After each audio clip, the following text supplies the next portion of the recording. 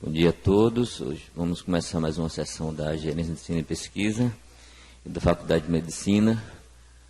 Nós contamos hoje com a presença do professor Brits. O professor Brits é alguém que dispensa apresentações, professor da casa, nosso atual gerente de Ensino e Pesquisa, e vai falar sobre infecção pelo HTLV-1, avanços e perspectivas. O professor vai ter em torno de 45 minutos para falar e depois disso a gente vai abrir espaço para perguntas. Obrigado, Lívio. Um bom dia a todos. Bom, vamos fazer uma breve apresentação, quer dizer, não tão breve, né, 45 minutos, mas tentando revisar os aspectos mais relevantes e atuais da infecção por HTLV.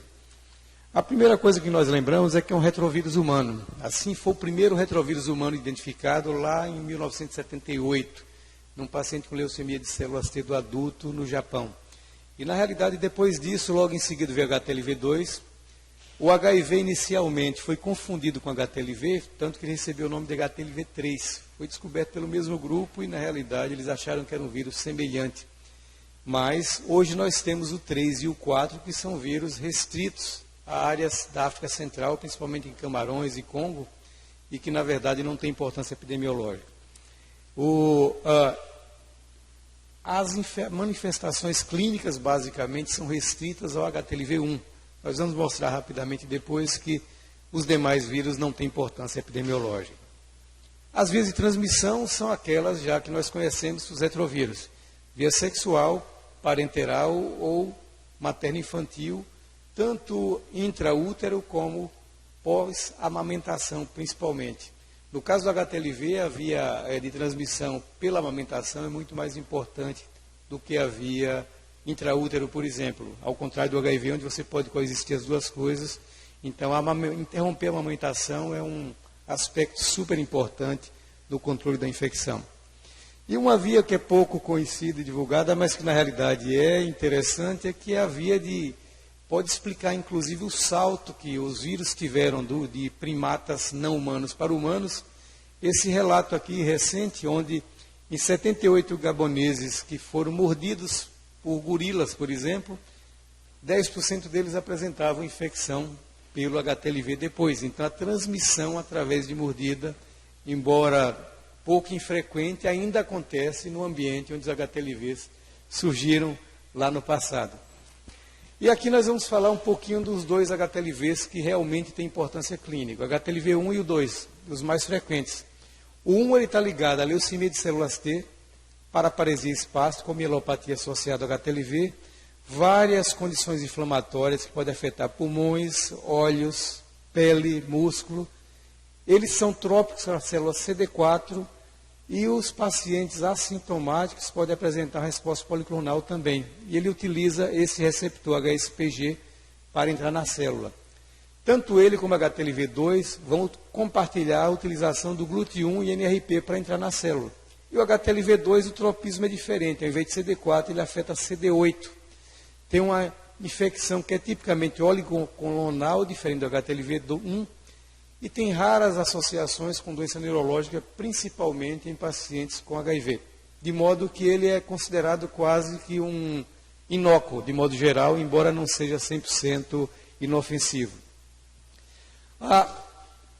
As principais manifestações são sumarizadas aqui. A mielopatia, que era chamada de paraparesia espástica tropical, leucemia de células T do adulto, uveíte, dermatite infecciosa, mas nós temos também algumas associações com parasitoses. Por exemplo, HTLV é associado com um risco maior de estrongiloidíase, uma dificuldade maior do paciente se livrar do parasito e, principalmente, a possibilidade de acontecer manifestações sistêmicas disseminadas associadas à estrongiloide. Histossomose tem um padrão semelhante também. Os pacientes com HTLV têm mais dificuldade de se livrar do parasito quando afetados. E nós temos, além disso, escabiose grave, por exemplo, que foi confirmada por nosso grupo aqui há 20 anos atrás, e mais outras manifestações secundárias à disfunção imunológica que são associadas também à infecção pelo HTLV-1. Então, esses pacientes têm outras manifestações, não tão descritas assim, mas que vamos falar um pouquinho mais adiante.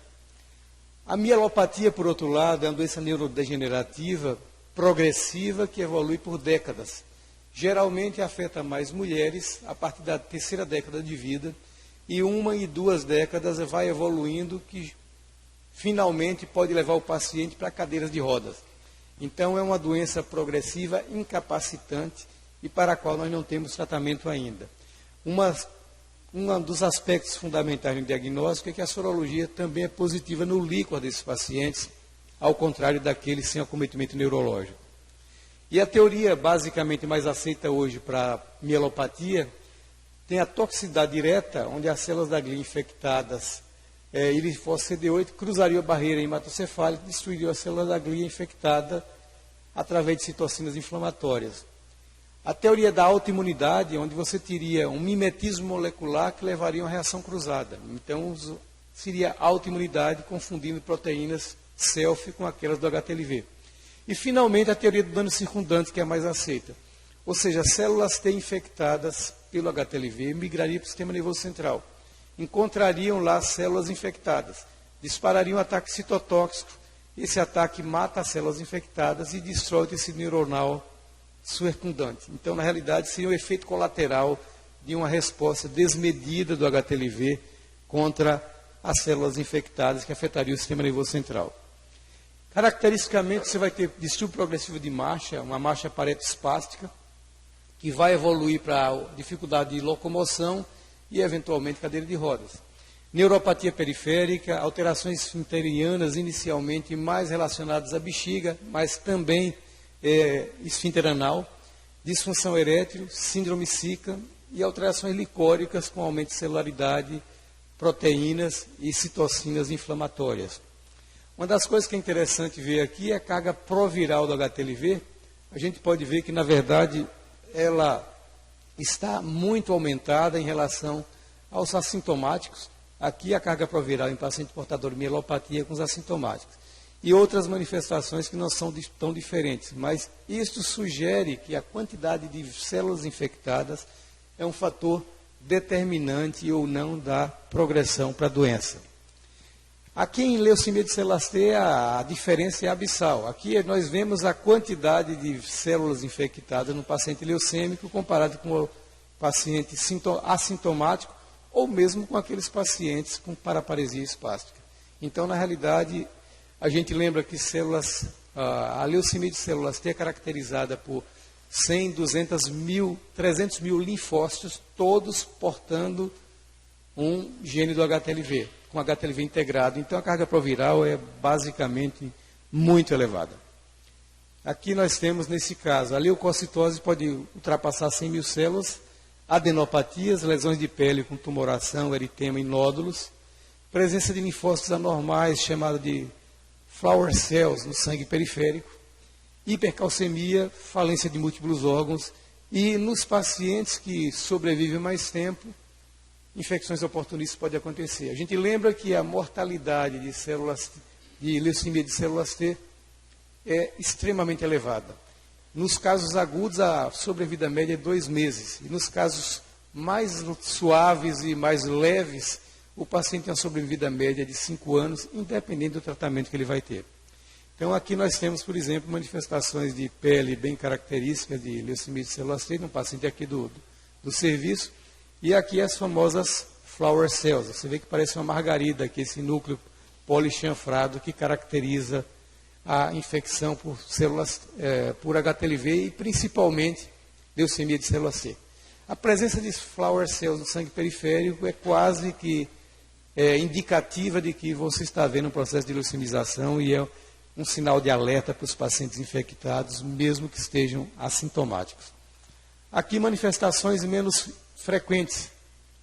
Esse é um paciente que eu acompanho, que na realidade é um paciente anticoagulado e apresentava com essas lesões de pele que pareciam equimose. Ele atribuía a bater à noite, levantar, tudo mais. Elas desapareciam depois de um tempo.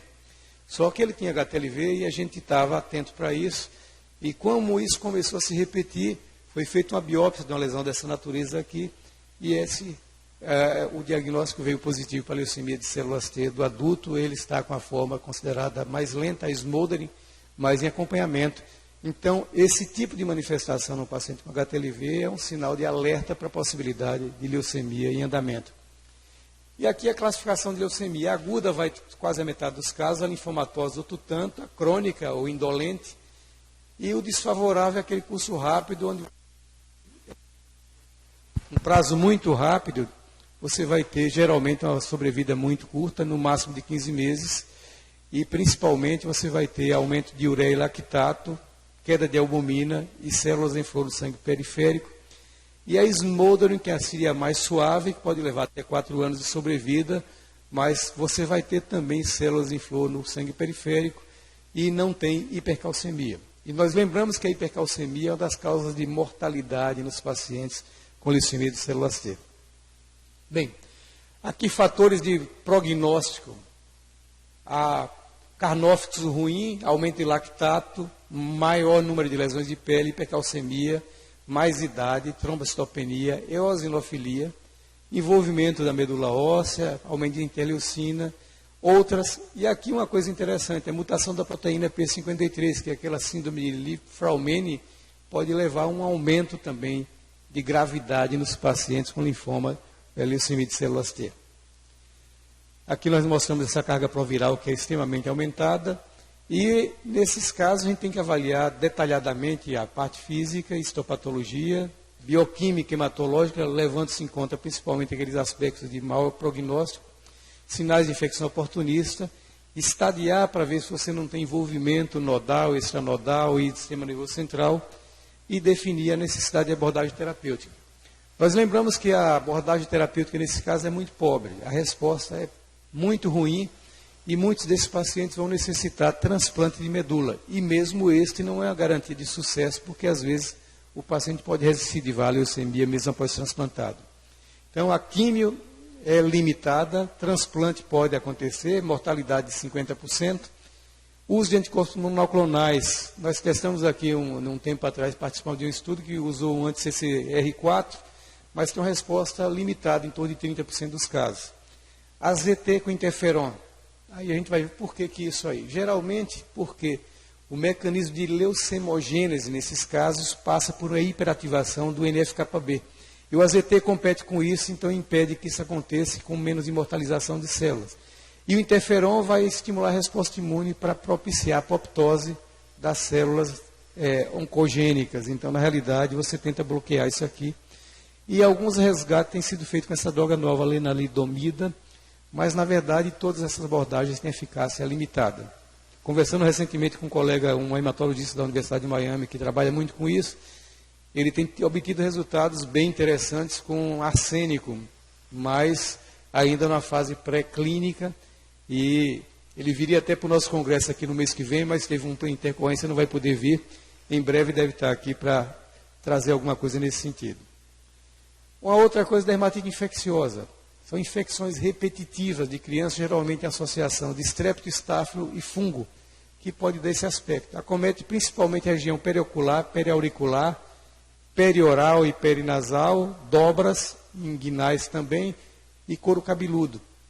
Agudização frequente, uma apresentação eczematiforme, e os pacientes que apresentam isso na infância provavelmente irão desenvolver paraparesia espástica no futuro.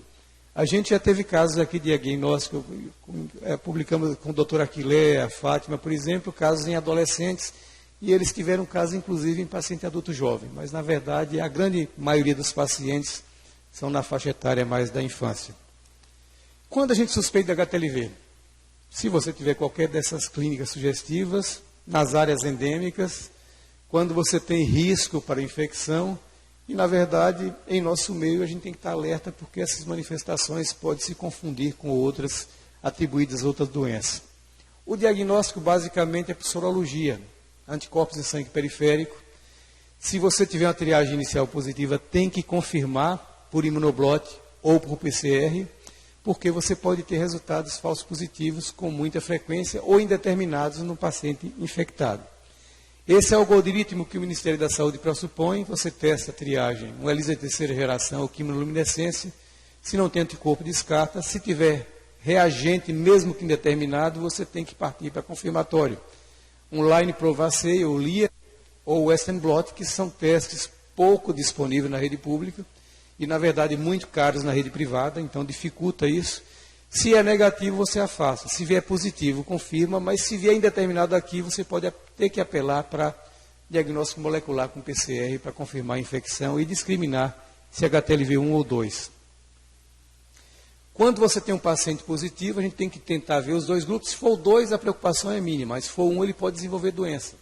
Se tem manifestações clínicas, se é assintomático, a gente vai seguir esses pacientes anualmente. Não há necessidade de fazer um segmento mais próximo, monitorando o surgimento de sintomas.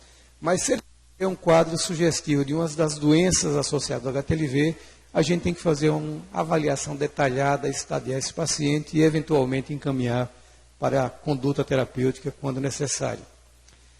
Não há tratamento específico. Os assintomáticos, então, a gente vai só monitorar. Mielopatia pode precisar de medicamentos para controlar sintomas. Isso vai de corticosteroide, fisioterapia, relaxante muscular, analgesia, medicamentos para controlar melhor os distúrbios esfinterianos urinários, por exemplo. E é uma coisa que não é negligível. Esses pacientes têm um prejuízo tremendo da qualidade de vida. Então, depressão é muito frequente. Nós precisamos estar atentos para a parte psicológica. Inclusive, temos aqui uma estudante que está estudando alterações cognitivas nessa população, que é algo muito frequente também. Esses portadores, devido ao distúrbio urinário, podem repetir com ITU de repetição. Muitas vezes você tem seleção de cepas multiresistentes por abuso de antibiótico, por dificuldade de conduzir isso de modo adequado. E nós temos algumas complicações e sequelas ainda mais detalhadas. Nós vamos ter 5% com paresia clássica, mas bexiga neurogênica vai estar 1/4 dos pacientes, dermatite infecciosa 1 a 2%, e manifestações anômalas em torno de 23%. O serviço de imunologia aqui, os dados que vou mostrar agora foram de trabalhos da equipe de lá, mostrou que isso aqui amplia tremendamente o espectro do que a gente esperava de infecção por HTLV. Os assintomáticos, que alguns estudos diziam inicialmente que eram 90%, nessa casuística chega a menos da metade dos pacientes, já que a maioria deles vão apresentar alterações como essas aqui: xerostomia, sangramento gengival, gengivite, periodontite, por exemplo, ou artralgia, monartralgia, poliartralgia, artrite clássica, ou ainda manifestações neurológicas periféricas, como parestesias, fraqueza, dificuldade de andar, que não caracterizam para a paresia espástica, mas são claramente associados ao HTLV, de acordo com esses dados publicados, como eu disse, principalmente pelo grupo da imunologia aqui. As alterações urinárias são muito relevantes. Noctúria, urgência miccional, incontinência são muito mais frequentes, assim como a disfunção erétil, que é um dado mais recente que não era atribuído inicialmente à infecção pelo HTLV e que agora claramente está associado. Nós temos aqui, por exemplo, a idade média, vocês veem, do grupo com aqui o score de disfunção erétil, e você vai ver que nos pacientes, na realidade, com HTLV, essa frequência é muito maior. E quando a gente escalona por idade aqui, a gravidade moderada ou grave, que você normalmente na população geral vai encontrar depois dos 40 e 50 anos, você vê aqui 30, 40 anos, 47% dos pacientes apresentando disfunção erétil significativa. Isso mostra que, na realidade, o espectro de problemas associados ao HTLV1 era muito maior do que a gente imaginava previamente. E aqui a relação entre bexiga hiperreativa, que é uma classicamente associada, e disfunção erétil, por exemplo. E a gente vai ver aqui que pacientes sem disfunção erétil, você vai ter basicamente uma prevalência pequena, mas com HTLV1 isso vai para 40% aqui, mostrando novamente como essa infecção pode afetar diversos fatores. Outras infecções de relevância, HIV, tuberculose tem um risco aumentado de até 3 vezes. Trabalhos aqui da Bahia também mostraram que não só no paciente só com HTLV, mas também nos co-infectados HIV e HTLV, aumenta significativamente o risco de gravidade e de repetição de tuberculose. Hepatite C muito frequente, escabiose, como já mostrei, e estrongiloidese. A tuberculose, você tem um desequilíbrio da resposta imune, tanto da tuberculose quanto do HTLV. E isso faz com que você tenha quase 3 vezes maior risco de tuberculose em portadores de HTLV comparados à população geral. Isso, na realidade, era um aspecto pouco valorizado, mas numa área onde você tem a coexistência das duas infecções, se torna extremamente relevante. Isso aqui Estangiloidite como histossomose, como eu já disse, você tem um risco aumentado com formas graves e recorrentes. Mas um dado que nós detectamos alguns anos atrás foi uma associação muito clara entre escabiose grave, a forma norueguesa da infecção começou daqui, ou a escabiose grave, que não tem a forma cross, afetava mais de 80% do corpo, e HTLV. Então, na realidade, são manifestações menos descritas, mas que claramente estão associadas ao vírus. As complicações e sequelas na mielopatia são incapacidade progressiva, geralmente com restrição à cadeira de roda, além dos subesfincterianos, infecções recorrentes que levam a uma queda na qualidade de vida e distúrbios cognitivos. E a leucemia de célula T, obviamente, tem uma alta letalidade, com baixa possibilidade terapêutica devido à inexistência de tratamentos. Vamos falar um pouquinho das co-infecções, porque esse é outro capítulo muito interessante. Por que elas são comuns no HTLV? Bom, elas compartilham as vias de infecção como sexual, parenteral e materno-infantil. Portanto, os mesmos vírus vão estar distribuindo.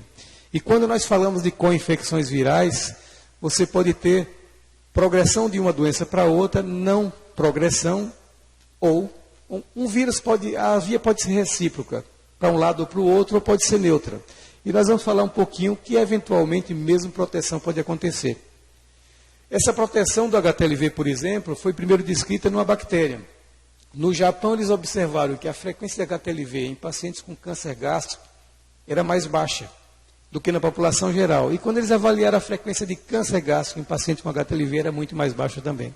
Então, esses dados sugerem que o H. pylori é inibido pela potente resposta pró-inflamatória de citocinas na infecção pelo HTLV e não encontra ambiente propício gástrico para se desenvolver. Com isso, você tem uma redução no risco de câncer gástrico. O HIV nós já sabemos, leva a imunodeficiência celular grave, compromete a resposta imune e, na realidade, isso move reativação, cronificação e pior prognóstico nas infecções virais. O HTLV, por outro lado, compartilha com o HIV o tropismo para linfócitos T. Só que o HTLV destrói linfócitos T, o HIV.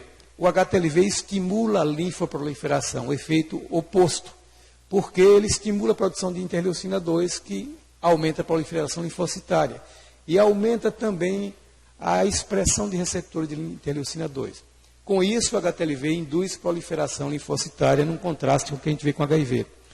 Nessa revisão de literatura que a gente fez algum tempo atrás, a gente viu que para HTLV2, por exemplo, você tinha ou efeito neutro ou de proteção nos vários e poucos estudos disponíveis. Então, aparentemente, HTLV2 e HIV não tem problema, porque ou ele não faz nada ou até protege contra algumas coisas. Então, na realidade, quando nós vamos ver a diferença, HIV pega CD4, HTLV CD8, HTLV1 pega CD8, mas HTLV2 pega... Desculpe, HTLV1 pega o CD4, mas HTLV2 pega o CD8. Por isso que provavelmente tem essa diferença de patogenia. Mas tanto um como o 2 aumenta o número de células CD4, por aquele mecanismo de produção de interleucina. Só que tem um detalhe, todos os estudos mostram que no paciente com HIV, este aumento de CD4 não é um aumento benéfico, ele não protege o paciente adequadamente. Aparentemente são células disfuncionais que não fazem diferença na resposta imune. E você tem, quando eu tenho os dois associados com HTLV2, você pode ter um aumento da possibilidade de mielopatia. Então, ele não afeta o HTLV, HTLV2 não afeta o HIV, mas o HIV aparentemente piora um pouquinho o prognóstico no HTLV2. No HTLV1 a situação é um pouco diferente. O tropismo é o mesmo do HIV. Ele aumenta a célula CD4, mas sem benefício. E aparentemente a gente vai ver que piora o desfecho clínico. Quando nós fomos observar qual seria a racional para isso, a resposta imunológica, o que nós vimos foi que você tem uma maior produção nos co-infectados IL-2, gama-interferon, IL-4, que é um contraste com a IL-2, e IL-10, a única citocina que não diferenciava era IL-6. Isso mostra que o HIV-1 normalmente promove uma ativação imune tipo TH2, aquelas ativações de citocinas mais inflamatórias. O HTLV1 predomina o padrão TH1. E quando junta os dois vírus, aparentemente por esse estudo, a gente chegou à conclusão que o HTLV predomina nessa manipulação da resposta imune, nessa modulação na realidade. Qual o impacto clínico? Os dados são controversos, mas o estudo de coorte já mostrava maior mortalidade, embora não apontasse fatores envolvidos, e uma suspeita do início, quando nós começamos a estudar isso, é que poderia se dever a um retardo na introdução da terapia antirretroviral. Nós lembramos que no início, a gente começava a tratar o paciente com HIV de acordo com o nível de CD4. Se o CD4 estivesse mais alto, você retardava o tratamento. O que nós vamos ver aí é que isso pode ter sido fundamental, na verdade, no prognóstico desses pacientes. Nesse primeiro estudo que nós fizemos aqui em 2001, a gente viu que co-infectados morriam muito mais e mais cedo do que os monoinfectados. Quando nós fomos avaliar isso em crianças co-infectadas, encontramos um quadro muito semelhante. Aqui já foi um estudo de 2011, onde as crianças monoinfectadas morriam muito menos do que as co-infectadas. E, na verdade, isso contrastava com esse estudo de 2004, onde o Mark Baker, lá na Louisiana, mostrava que co-infecção até protegia o paciente. O que nós questionamos nesse estudo, a gente mandou até uma carta para a revista, foi publicada, é que ele utilizou dados equivocados. Ele pareava os pacientes por CD4. Mas se o HTLV afeta a CD4, ele não podia fazer isso. Estava vendo um viés de seleção nesse momento. E, além disso, ele não seguiu pacientes, ele usou um banco de dados. Por isso que chegou a esses resultados de proteção. E, na verdade, com esse estudo que nós fizemos aqui com 192 pacientes, sendo 30 co-infectados, a gente observou que havia uma maior contagem de linfócitos CD4 nos co-infectados com AIDS, mas não nos assintomáticos. 8 vezes mais frequência de estrongiloidíase. E o dado mais importante desse estudo, na minha opinião, você atrasava a introdução de antirretrovirais nos co-infectados. Só 20% deles recebiam terapia quando deveriam receber. Então, esses pacientes morriam de AIDS, porque o médico olhava, via o CD4, achava que ele estava bem, não dava antirretroviral e ele morria de AIDS, e isso explicaria esse aumento de mortalidade.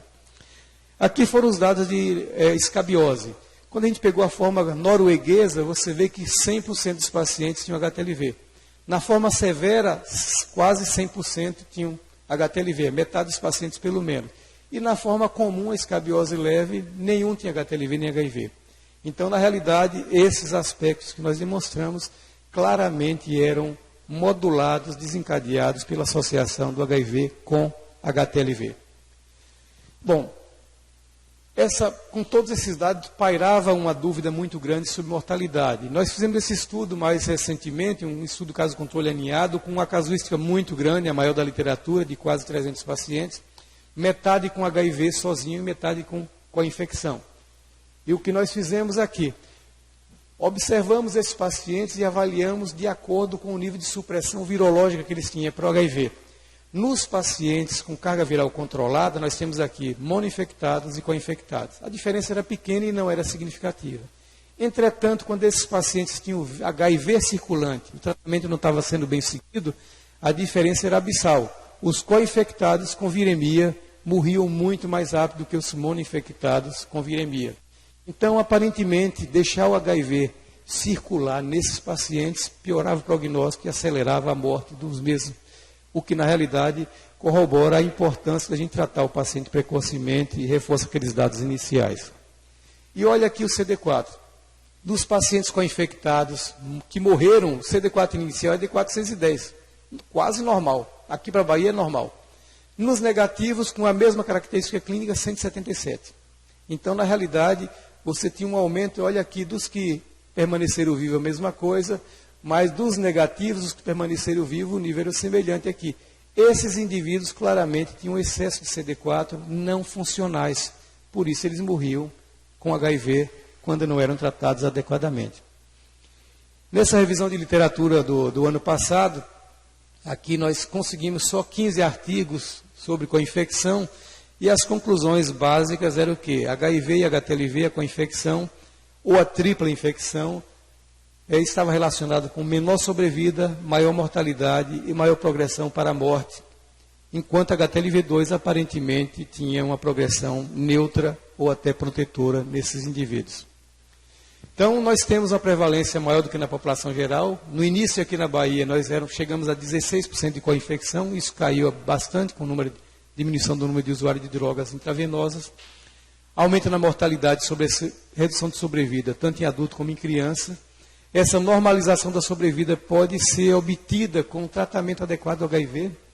E você tinha provavelmente uma subestimação da imunodeficiência lá no passado, levando à morte por infecções oportunistas. Bom, vamos mudar de vírus um pouco. E o HTLV? A gente pega os dados originais, principalmente em estudos japoneses, que mostravam que o HTLV com o HCV provavelmente piorava a doença, provavelmente aqui você tinha uma energia maior de PPD, então mostrando que o HTLV podia fazer imunossupressão nesses pacientes, e que a quem foi com a infecção poderia contribuir para o desenvolvimento de câncer hepatocelular nessa população co-infectada. Kishihara achava que diminuía a depuração espontânea do HCV. Um estudo aqui na Bahia, que Fabiana fez aqui, foi do doutorado, do mestrado dela, na realidade, a gente mostrou que a co-infecção pelo HTLV parecia diminuir o nível de fibrose hepática quando se ajustava para CD4, na contramão de todos esses estudos prévios. Isso começou quando nós vimos lá atrás, num estudo mais preliminar, onde nós levantamos a prevalência das co-infecções nesse grupo. HIV com hepatite C, 13%, hepatite B e C, 5,5%, e no HIV, 4,2% e 1,4% aqui, com HTLV. Quando você tinha HIV e HTLV, subia a prevalência de hepatite C e de hepatite B. Mas um dado interessante, quando a gente olhava para a viremia do HCV, HIV com HCV, 100% eram virêmicos. Já sabíamos disso. Quando você colava o HTLV no meio, caía para 73%. E quando você tirava o HIV, deixava só HTLV com HCV, caía para 57% a proporção de pacientes virêmicos. Ou seja, isso sugeria claramente um efeito protetor do HTLV neste grupo. E esse estudo aqui também foi, aqui do nosso grupo, na verdade mostrou que você tinha um efeito protetor quando você tinha HTLV em relação ao clearance. O HTLV estava associado a uma maior facilidade do paciente se libertar do HCV quando comparado naqueles que não tinham com infecção por HIV. Então, isso reforçava aqueles dados que nós já tínhamos achado no estudo anterior e mostrando que, em nosso meio, pelo menos, claramente as evidências sugerem que o HTLV é protetor em relação à co-infecção com HCV. Em São Paulo, a Adele Catarino, lá do Lutz, fez esse estudo, mas quando a gente vai olhar a proporção de pacientes co-infectados é muito pequena, porque ela achou que a diferença em carga viral, ou que essa diferença era um pouco maior, mas na verdade os números de co-infecção não dão para a gente tirar muitas conclusões a respeito desses achados, mostra apenas uma diversidade de acordo com o grupo de pacientes estudado. E nós tentamos observar também imunologicamente o que é que acontecia com esses indivíduos. Então, nesse estudo, nós mostramos que 3 pacientes que tinham espontaneamente se livrado do HCV e triplamente infectados. 10 pacientes triplamente infectados, mas com HCV inativo. E 15 pacientes só com HIV e HCV. Nós observamos que desse grupo para cá, aumenta claramente todas as citocinas pró-inflamatórias, que predominam mais ainda no que conseguiu se livrar do vírus. E essa diferença foi extremamente significativa. O que esses dados sugerem?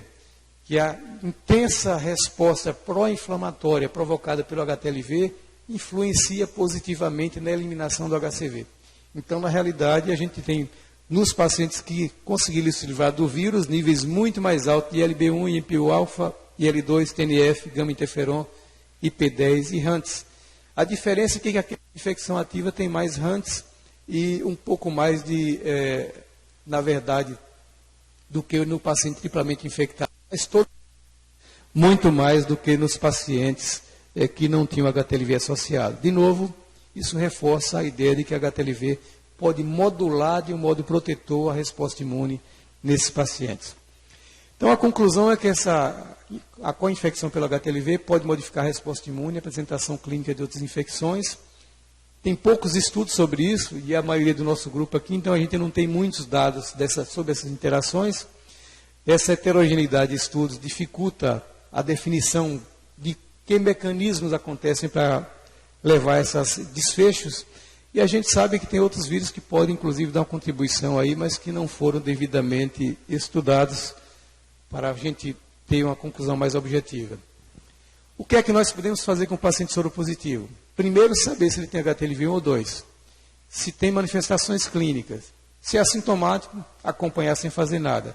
Se tiver quadro clínico de doença, encaminhar para serviço com experiência no acompanhamento desses indivíduos, seguir este confirmatório, e no paciente com mielopatia, um exame neurológico completo, avaliar se você precisa de lico ou ressonância nos pacientes já com sinais de mielopatia, isso é importante. Uma avaliação urológica para avaliar bexiga hiperativa, por exemplo, sinais de infecção urinária, de neuropatia. A dor é uma manifestação muito importante nesses pacientes, reduz muito a qualidade de vida, então a gente tem que estar atento para isso, para tentar minimizar.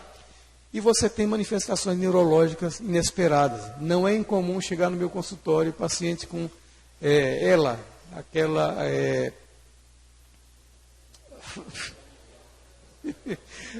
esclerose lateral amiotrófica, e pacientes que vão para lá porque tem HTLV, e o neurologista fica sem saber se aquilo é uma AELA tradicional ou se está ligada ao vírus.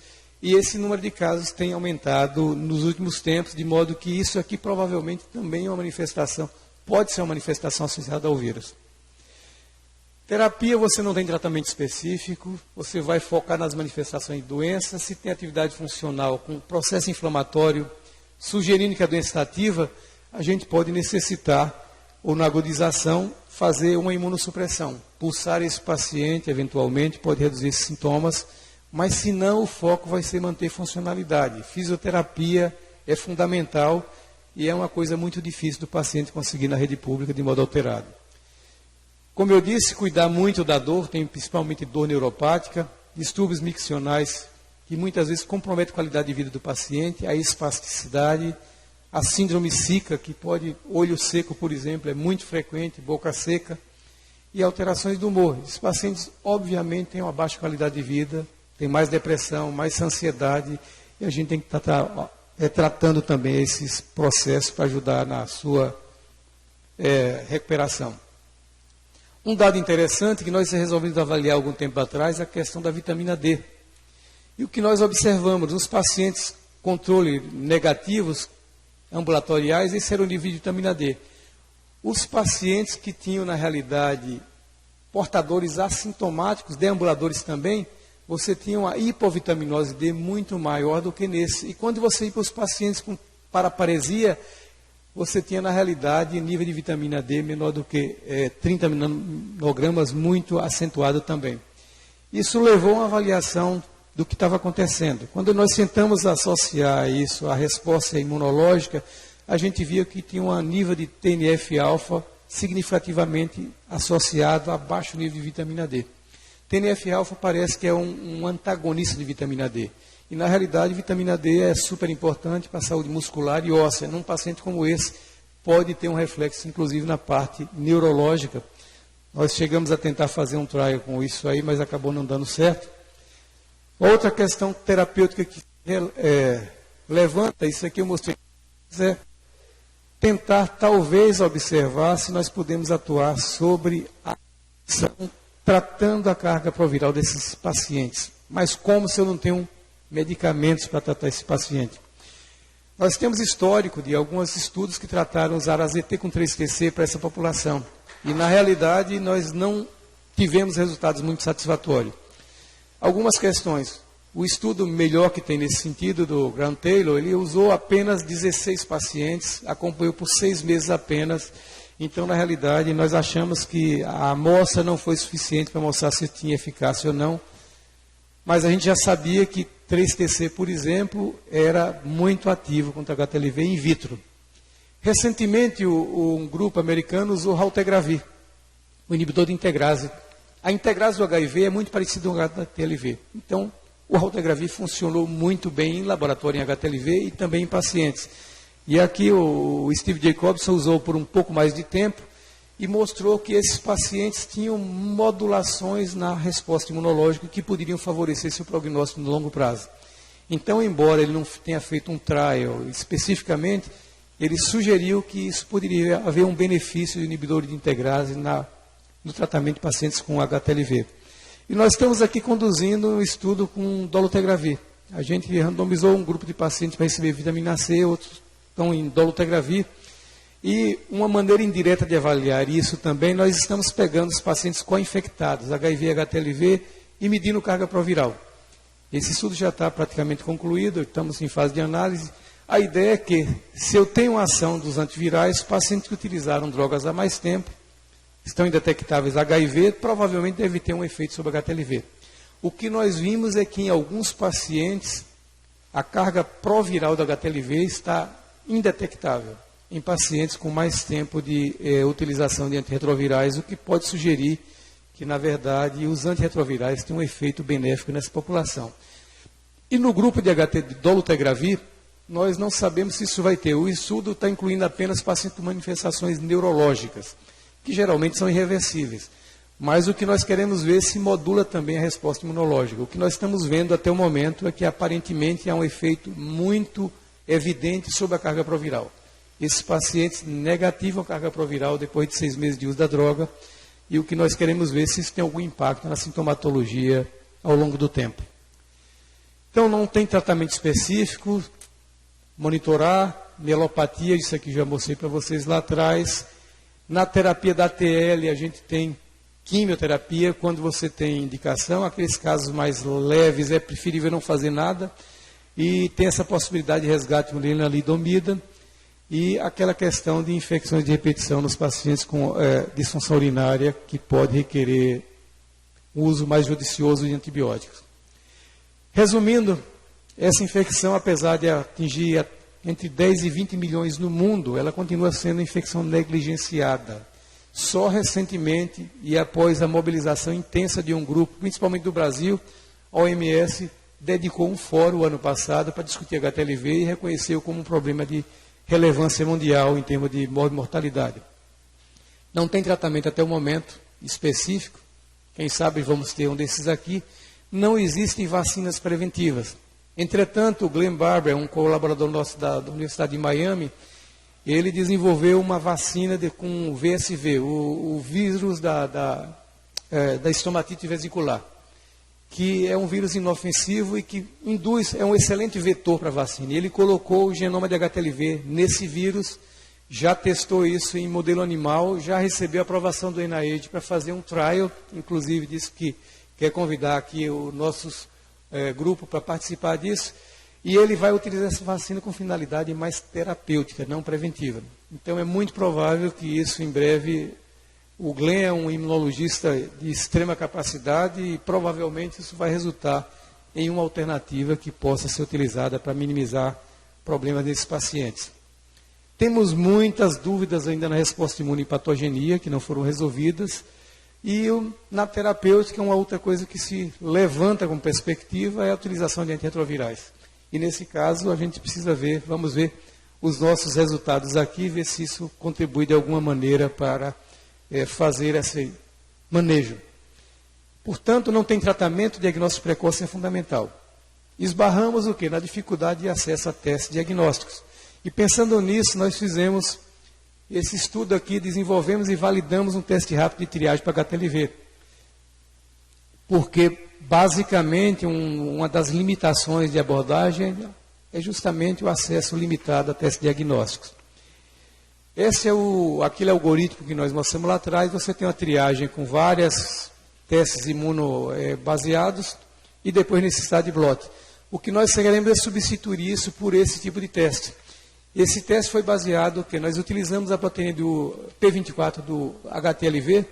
Ela é conjugada a uma anti-imunoglobulina e é conjugada novamente com nanopartículas de ouro, que é associada ao antígeno P24 do HTLV. Então, esse teste é para detecção de IgG para HTLV1. E, na realidade, os dados preliminares, nós fizemos, isso foi publicado recentemente, 55 indivíduos bem caracterizados, infectados por HTLV1, 5 duplamente infectados, inclusive com blot também positivo para o 2, e 58 negativos. Aqui são uma amostra fotográfica dos resultados, controle aqui em cima, embaixo os dados positivos, você vê que todas as bolinhas aqui estão presentes, e nos pacientes negativos o controle aparece, mas você não vê nenhuma bolinha presente na marca de teste especificamente. E quando nós olhamos para uma análise de imagem para avaliar os resultados, a gente vê aqui que dos 55, só 2 não foram detectados no teste rápido. E dos 58 negativos, nenhum foi considerado positivo com teste rápido. Isso dá uns indicadores extremamente importantes. Sensibilidade de 96,4, chegando a 99,6. Especificidade de 100%, de 94% a 100%. Um valor preditivo positivo de 100% e um valor preditivo negativo de 98%. Esses dados sugerem um teste extremamente eficiente para utilização na prática. Obviamente, ele vai precisar ser testado em maior escala. E, na realidade, nós tentamos ver se havia reação cruzada com agentes frequentes em nosso meio. HTLV2, zero de reação cruzada, HIV1, 2, hepatite, A, B, C, herpes, Epstein-Barr, Covid, clamídia, gonococo, sífilis, toxoplasma falciparum, nenhum deles cruzou.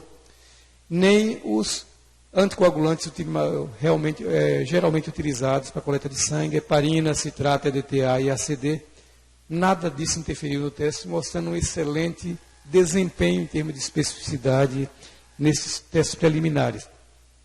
Então, alta sensibilidade e especificidade com potencial de triagem muito bom e esperamos de baixo custo. As perspectivas terapêuticas futuras seriam, na realidade, então, a vacina terapêutica, os antirretrovirais, talvez essas novas terapias para leucemia de células T, teste rápido para ampliar a triagem sorológica e um dado que não é negligível. Na verdade, foi o ano passado, 2 anos atrás, na realidade, num esforço da coordenação DST-AIDS do Ministério da Saúde, a gente refez um guia de manejo clínico da infecção pelo HTLV1, que na verdade era extremamente necessário e inexistia. Tinha uma versão bem preliminar de 2001, 20 anos atrás, que foi resgatada, ampliada, consolidada, que hoje é uma ferramenta disponível para a população de profissionais de saúde.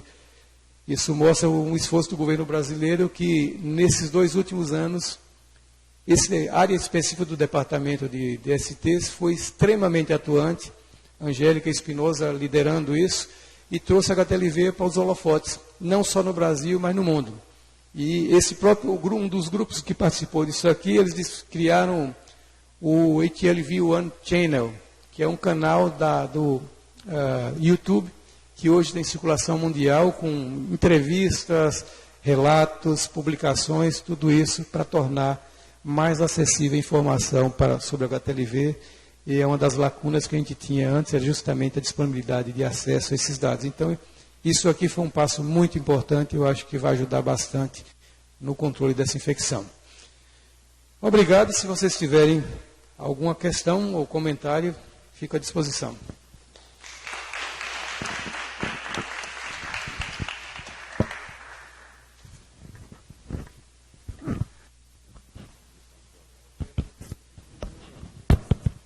Parabéns, Brites, pelo excelente trabalho que vocês estão fazendo nesses anos todos, assim, produzindo ciência 360 graus nessa história. Eu queria lhe perguntar o seguinte, já vi que é um vírus complicado de tratar, a minha experiência com eles é mais na nefrologia, infecção urinária de repetição, um negócio complicado, os pacientes ficam resistentes aos antibióticos, é um parto. E transplantar, quando eu tenho um paciente transplantado, renal crônico, com esse problema de bexiga, para transplantar é um problemaço. Temos um caso transplantado.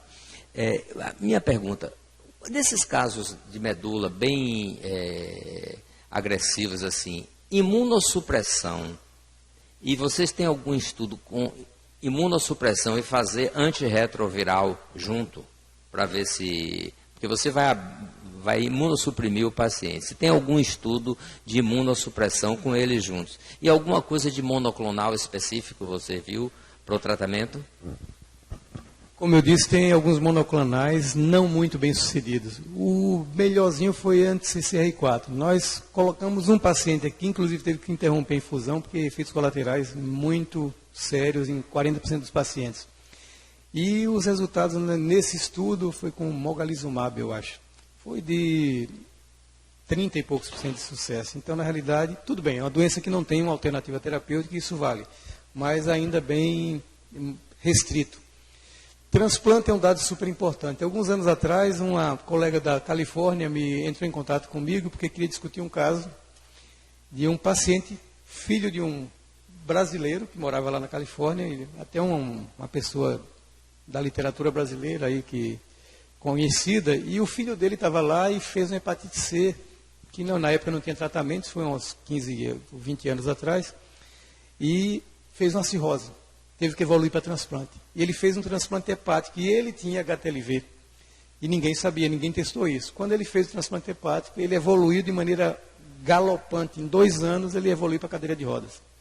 E aí ela estava testando tudo e me ligou para ver se a gente tinha alguma alternativa para oferecer. Eles já tinham feito tudo isso, inclusive antirretrovirais. Então, a imunossupressão nesses pacientes pode acelerar essas manifestações secundárias. O que você perguntou se na imunossupressão durante o tratamento do câncer, por exemplo, da neoplasia, ninguém até onde eu sei fez isso. Mas talvez fosse uma coisa interessante. Eu tive recentemente um caso de uma pessoa que foi transplantada e, na verdade, me procurou porque que fez um teste para HTLV e deu positivo depois do transplante a carga proviral. E ficou apavorado e queria tomar alguma coisa. Eu digo, olha, a única coisa que a gente poderia sugerir nesse caso seria AZT. Mas no fim foi um falso positivo, testou e foi negativo, não fez nada. Mas há uma experiência muito limitada sobre isso. Como eu disse, o AZT nesses casos não é utilizado como antiviral. No maquinário celular, um mecanismo de replicação celular depende de uma etapa chamada NF-κB, é mediada pelo NF-κB. E ele perde o controle com o HTLV. Tem uma proteína chamada CREL, que quando está muito alta, faz disparar a multiplicação celular. Isso leva à imortalização de células e aí leucemização. Então, o Bill Harrington, que era um hematologista lá de Miami, já falecido, colaborou muito com a gente aqui, ele fez esses estudos básicos que mostraram esse mecanismo e ele começou a usar, junto com os colegas da hematologia, AZT nesses pacientes, para bloquear esse ciclo. A AZT é uma molécula trifosfatada quando ele entra na célula, e, portanto, ele competia com o NF-κB, bloqueava essa imortalização. E o interferon faria a apoptose dessas células. Então, um mecanismo que hoje é associado à quimioterapia. A ideia é que antes da quimioterapia se faça AZT com interferon e depois se faz a quimio. Isso, teoricamente, aumentaria a taxa de sucesso. Mas é uma área onde os progressos são muito lentos e muito difíceis. Então, e quando você tem co-infecção, pior ainda. Um dos grandes imunologistas nessa área é o Charles Bungham. Num congresso que a gente fez aqui em Salvador, ele veio, eu perguntei se ele não tinha interesse em estudar com infecção, né? Porque eu precisava de um imunologista para dar um apoio maior. Ele disse, olha, um vírus só já é complicado o suficiente para mim, 2 nem pensar, estou fora disso aí, procure outra. Porque realmente é difícil você entender esses mecanismos todos e principalmente testar alternativas terapêuticas. Então, eu estou esperando os dados do dolutegravir aí para a gente ver se tem consistência para sugerir que isso pode afetar. A nossa ideia é que não vai ter muita alteração clínica, já que a alteração neurológica é difícil de ser revertida. Mas o que eu quero ver se controlando a viremia, você controla também os imunomarcadores. Se reduz essa alterações de citocinas, por exemplo, inflamatórias, outros marcadores biológicos que podem estar interferindo na evolução do paciente.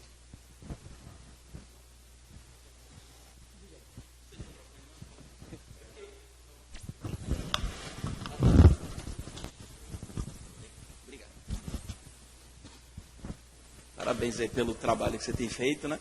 Eu fiquei curioso só, para um dado puxando a sardinha para o meu lado, é que você citou rapidamente sobre alterações cognitivas associadas ao HTLV. Eu fiquei curioso para saber que perfil de paciente era esse. Se eram pacientes com mielopatia, se eram pacientes que primariamente apresentavam alteração cognitiva. Vocês têm algum dado preliminar já? Os dados sugerem que principalmente aqueles com acometimento neurológico têm esse pior impacto, digamos, na parte cognitiva. Mas eu acho que faltam dados na população como um todo, porque os assintomáticos, por exemplo, os estudos do pessoal da imunologia aqui, mostrou que boa parte dos considerados assintomáticos, 23%, tinham manifestações que não eram consideradas associadas ao vírus, mas claramente estavam associadas à infecção por HTLV. Então, eu acho que é um iceberg que a gente vê a pontinha ainda lá e não percebe o que está acontecendo. E eu creio que estudos mais amplos, para abranger uma população assintomática, além dos sintomáticos, são necessários para a gente entender melhor essa parte. Eu fiquei curioso se eram pacientes mais jovens, porque para paciente idoso, eu acho que ela já saiu. Para paciente muito idoso é difícil você tirar o motivo, né, que tem múltiplas causas. Mas em jovem, às vezes é até mais fácil, porque eles normalmente não têm alteração cognitiva, né? Como esse estudo que a gente está fazendo aqui agora é numa população que já tem mais de 30 anos ou mais de 40, porque geralmente já tem alguma manifestação neurológica. Então, provavelmente vai ser um pouco, mas tem vários assintomáticos lá. E nesse caso, a idade provavelmente vai ser mais jovem. Então, talvez a gente tenha dados mais consistentes daqui a pouco para mostrar, pelo menos nessa população aqui. Obrigado.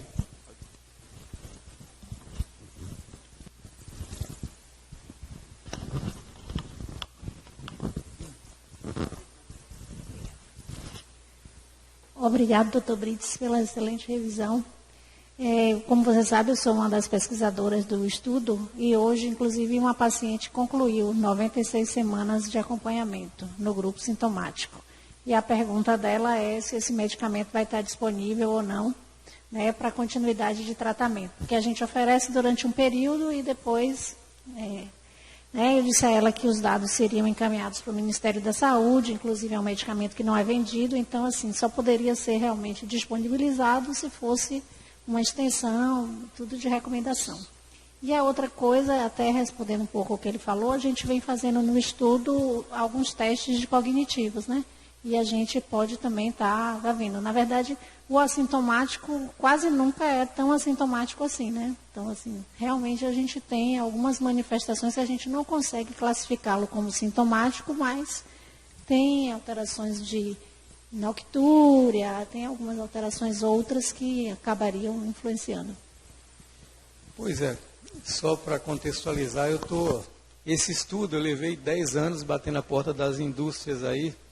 Como eu trabalho muito com HIV, então eu sou convidado para discussões de protocolos. Quando saiu a Raltegravir, eu participei de uma reunião com um fórum mundial sobre utilizações da droga nos Estados Unidos e lancei a proposta de tratar os pacientes com HTLV. Eu digo, olha, eu acho que pode funcionar. Um americano levantou lá e disse que achava que não via nada. Ele não tem HTLV. E quando tem, é o 2. Então, não vejo nenhum interesse. E, obviamente, o peso dele foi muito maior do que o meu. E a Merck, que fazia o Raltegravir, disse, não temos interesse. Quando surgiu o Dolutegravir, em outro evento, eu procurei os executivos da GSK, da Viva Internacional, e digo, olha, 10 a 20 milhões de pessoas no mundo têm essa infecção, não tem tratamento. Eu acho que a Integrasa é igual. Você pode... Não está na nossa área de prioridade. Tá bom. Aí, finalmente, com essas mudanças no Ministério, eu bati a porta do Ministério e pedi Dolutegravir para eles, e eles deram. A gente está fazendo estudos sem recurso nenhum, só com a doação do Ministério, comprando do nosso bolso a vitamina C para usar como comparador, mas há um descaso mundial com essa droga. Essa infecção é uma doença negligenciada, absolutamente. Como eu disse, só o ano passado, e após muita insistência, a OMS resolveu fazer uma discussão sobre isso. E chegou à conclusão que nós já sabemos há muito tempo, que é um problema de saúde importante, que afeta 20 milhões no mundo inteiro e que causa doenças incapacitantes e mortes. Então, eu espero que a gente tenha um dado consistente, porque, nesse caso, eu creio que o Ministério, que é preocupado, está preocupado com isso agora, vai provavelmente fornecer o medicamento, que, felizmente, para agora, esse medicamento está bem barato, porque no passado era muito caro, senão isso seria mais difícil. Então, pode ser incorporado tranquilamente à rede pública de saúde, já que o número de pacientes com HTLV estimado é muito inferior ao número de pacientes com HIV que tomam esse medicamento. Então, acho que isso é uma perspectiva. Se funcionar, a gente pode implementar isso na rede pública, sem dúvida nenhuma.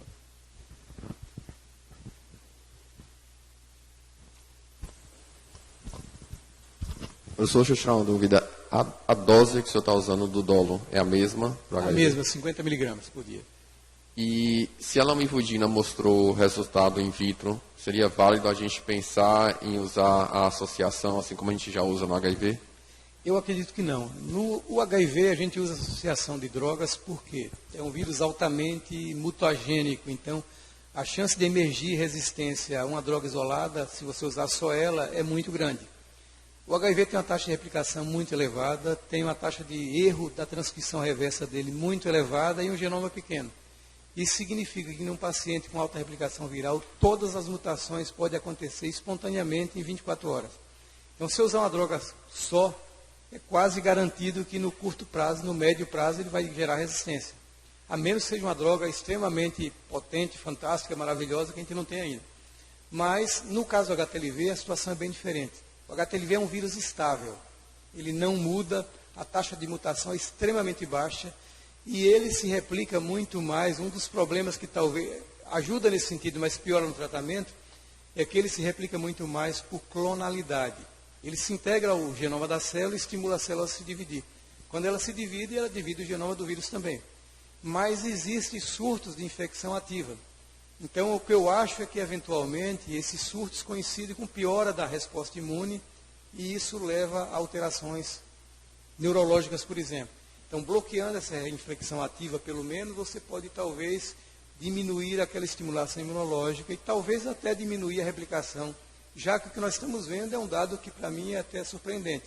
Negativação de carga proviral nos pacientes que estão utilizando. Então, isso pode sugerir que essa estratégia seja muito bem sucedida e uma droga potente o suficiente seja adequada para tratar o problema sem precisar de associação.